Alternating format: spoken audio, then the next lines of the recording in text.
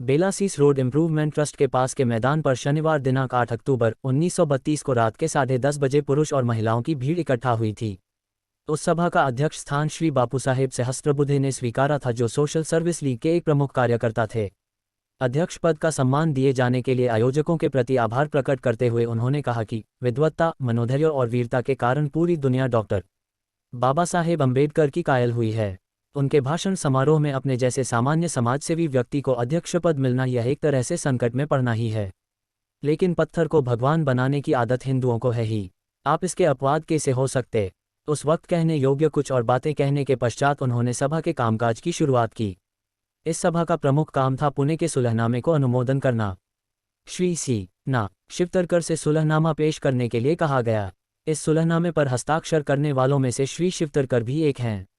Doctor Ambedkar और हिंदू नेताओं में जब बातचीत चल रही थी तब वे भी वहां उपस्थित थे, इसलिए सुलहनामे पर उनका भाषण बहुत अच्छा रहा। श्री चौहान तथा अन्य वक्ताओं से इस प्रस्ताव के लिए अनुमोदन पाने के बाद तालियों की गड़गड़ाहट में प्रस्ताव मंजूर किया गया। दूसरा प्रस्ताव ब बोले के बिल की मंजूरी के लिए था। श्री वनमाली ने उसे प्रस्तुत किया। मुंबई की म्यूनिसिपल कॉरपोरेशन स्कूल कमेटी में अस्पृश्यों के खास प्रतिनिधि का होना किस तरह आवश्यक है, यह उन्होंने अच्छी तरह स्पष्ट किया। सही अनुमोदन मिलने के बाद इस प्रस्ताव को भी मंजूर किया गया। उसके बाद अध्यक्ष ने डॉक्टर अंबेडकर से भाषण करने का अनुरोध किया। उनका भाषण सुनने के लिए श्रोता पहले से ही बहुत उत्सुक थे। उपरोक्त दो प्रस्ताव रखने और उन्हें मंजूर करने में काफ़ी समय बीत गया था, इसलिए श्रोताओं की उत्सुकता अब बहुत ज़्यादा बढ़ चुकी थी।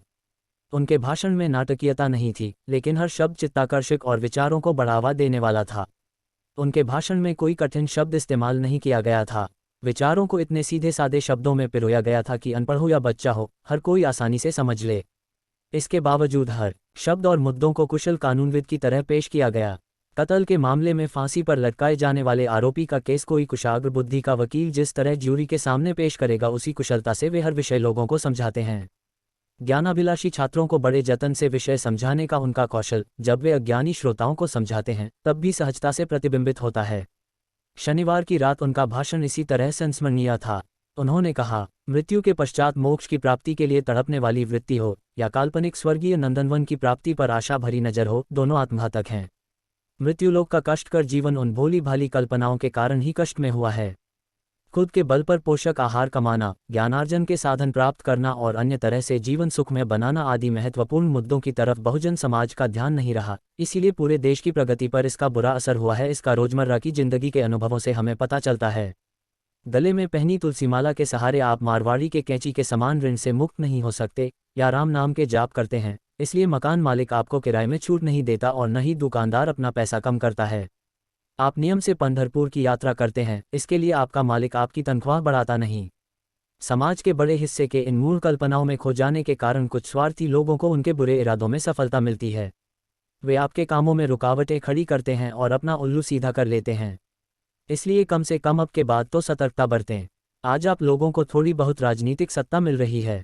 अब अगर आप सत्ता के प्रति उदासीन रहे, अपनी आज की स्थिति में परिवर्तन लाने के लिए कोई उपाय आपने नहीं किए तो आपका हाल बुरा होगा, इसमें कोई शक नहीं। अगर आपने अपनी सोच को पुराने दिन ही अच्छे थे जब दाल रोटी से गुजारा हो जाता था तक सीमित रखा तो आपकी स्थिति में कभी सुधार नहीं आ सकता है। जीवन में तरक्की ले आने के लिए इस तरह की सोच से मुक्ति पाना आवश्यक है। इस तरह की मानसिकता और उदासीनता घातक साबित होगी। मुझे आशंका इसी बात की है कि आज हम में जो जागरूकता पैदा हो रही है वह अगर क्षणी एक साबित होकर यहीं खत्म हो गई तो क्या होगा। जिस गुलामी को नेस्तनाबूद करने के लिए हमने कोशिश की, फिर से आप कहीं उसी के चंगुल में तो नहीं फंस जाओगे।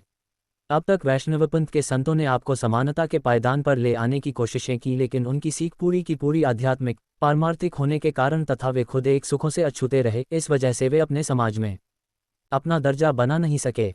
उनकी सीख से आपकी गुलामी की हालत में रत्ती भर का फर्क नहीं आया है। हिंदुस्तान का बहुजन समाज राजनीति से अलग रहने के कारण आज देश की दुर्दशा हुई है। इसलिए हमें इस गलती को दोहराना नहीं है। हमें बड़ी सावधानी से अपने अगले कार्यक्रमों की रूपरेखा बनानी है।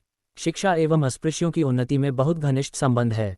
मुंबई शहर में उनकी संख्या करीब 2 लाख के आसपास है। मुंबई में प्राथमिक शिक्षा की व्यवस्था म्यूनिसिपल कॉरपोरेशन स्कूल कमेटी के हाथ है। साल भर में कमेटी का खर्च 30-32 लाख रुपयों तक होता है। इस खर्चे में अस्पृश्य लोगों के लिए क्या व्यवस्था की गई है? भिन्न भिन्न स्कूलों में अध्यापकों की नियुक्तियां की जाती हैं, उनमें अस्पृश्य अध्यापकों की भी नियुक्तियां की जाती हैं अथवा नहीं, आदि अस्पृश्यों के हितों से संबंधित कई अहम सवाल हैं। इन सवालों को कैसे हल किया जाता है, इस पर नज़र रखने के लिए अस्पृश्यों का कम से कम एक प्रतिनिधि स्कूल की कमेटी में होना आवश्यक है। इस सीधी सादी मांग का कोई क्यों विरोध करे, यह मेरी समझ से बाहर है। इधर विधि परिषद में ग्राम पंचायत बिल चर्चा के लिए रखा गया है। इस बिल के अनुसार पंचायत को छोटे छोटे फौजदारी और दीवानी मुकदमों में न्यायदान का अधिकार दिया गया है। पंचायत के सदस्यों का चुनाव लोग करेंगे। इस तरह चुनाव जीतकर आने वाले लोगों के निष्पक्ष होने के बारे में शक है।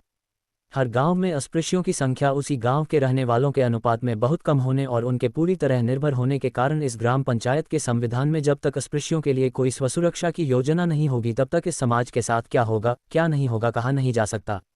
वली की सभा में जो घोषणा की गई थी उसके अनुसार संगठित रूप से काम करने के लिए एक केंद्रीय संस्था की स्थापना की जानी है। इस तरह की संस्था के अभाव में अस्पृश्य समाज के लोगों की शिकायतों पर ध्यान नहीं दिया जाता।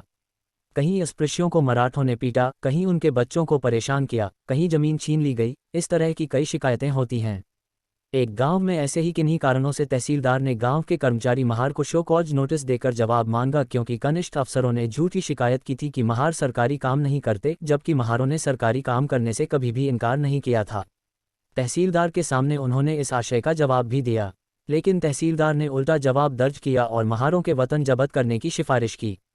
वरिष्ठ अधिकारियों का भी वही हाल होता है, कोई भी महारों की बात मानने के लिए तैयार ही नहीं हुआ। आखिर कुछ सालों तक के लिए महारों की खेती की जमीनें छीन ली गई। इसमें महारों का हजारों रुपयों का नुकसान हुआ। ऐसी शिकायतें सुनने में आते ही कोई वकील वहां भेजा जाना चाहिए, वहां पूछताछ की जानी चाहिए, लेकिन रुपयों की कमी के कारण यह करना कठिन होता है। इस काम के लिए फंड इकट्ठा कर व्यवस्था की जानी चाहिए, इसके अलावा कोई और रास्ता नहीं। हाँ, इन सरकारी अधिकारियों को साफ साफ बताना चाहता हूं कि अगर ऐसा ही सब अन्याय चलता रहा तो उसके परिणाम अच्छे नहीं होंगे। इस प्रकार उनके भाषण के बाद सभा में आए मैं मनियार साहब से 2 शब्द कहने की विनती की। मनियार साहब ने पुणे के सुलहनामे के प्रति अपनी खुशी जाहिर की और डॉक्टर अंबेडकर के काम की बहुत प्रशंसा की। आखिर अध्यक्ष के प्रति आभार प्रकट करने के बाद सभा समाप्त हुई।